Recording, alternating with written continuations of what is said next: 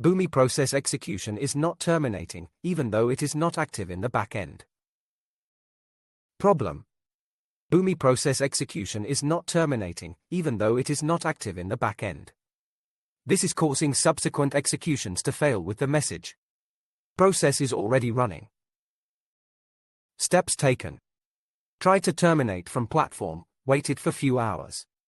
Try to delete execution from execution current directory. Again try to terminate from platform. Troubleshooting steps. The process is already running. Error occurs when a process log file is left behind, often due to an unresponsive or crashed execution.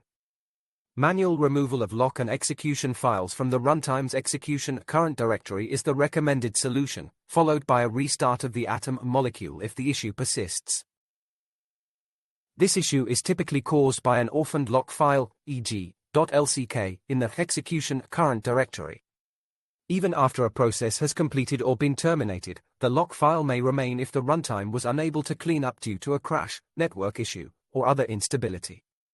This prevents new executions of the process, resulting in the process is already running error. Try restarting the molecule runtime if the issue persists after file removal. This ensures any in-memory locks are cleared.